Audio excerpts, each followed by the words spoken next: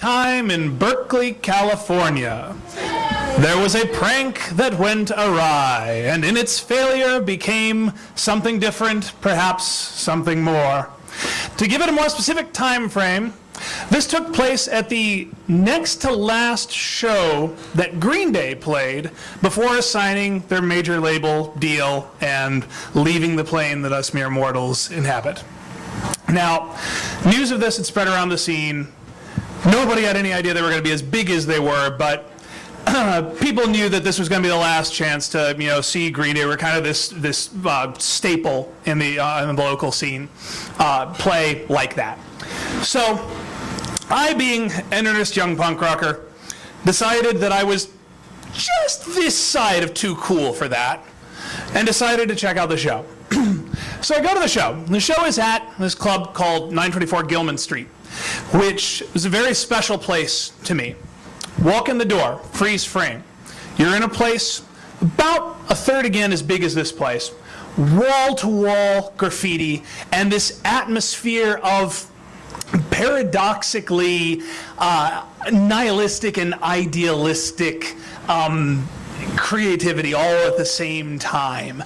There were a few very basic common sense rules: no violence, no drugs or alcohol, anything that's going to get the club shut down. Other than that, it was do what you want, do your thing, man. Any crazy idea you have, it's great, right on the walls, this is awesome.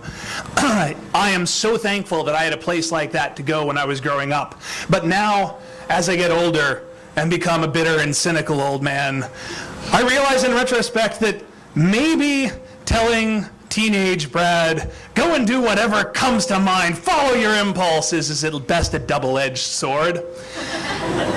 And so I walk into the club, and the opening bands are done, Green Day's about to go on, and I spy, sitting next to the place where they sell drinks and things like that, a plastic bag, clear plastic bag, with what appears to be a loaf of cornbread in it. And I have an idea. Not just an idea, the best idea for the most epic prank ever, says 15-year-old Brad to himself. I pick up the bag of cornbread. My plan is this.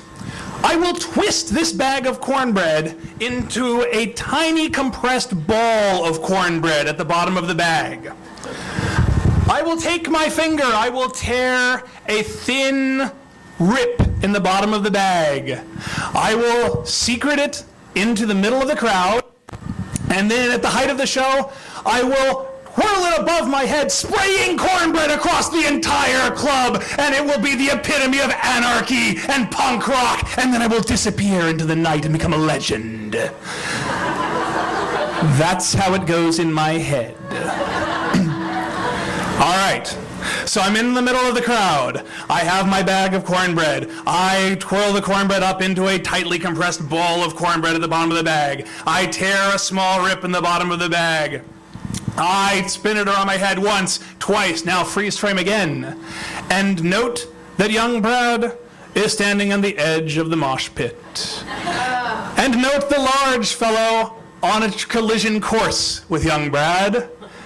We now unpause in slow motion and watch exactly what you know is about to happen as the large fellow collides with Brad, and I go, whoop, and the bag of tightly compressed cornbread sails across Gilman Street and nails Billy Joe Armstrong in the face.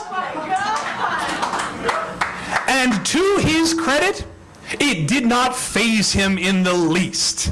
It was seriously, because he just kept right on going.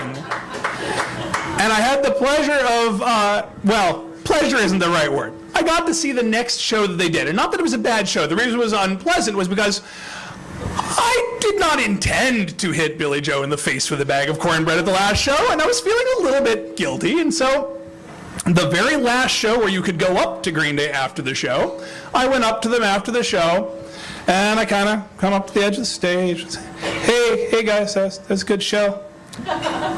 Hey, you remember the last show you did at Gilman? You remember how that bag of cornbread flew out of the audience and hit you in the face?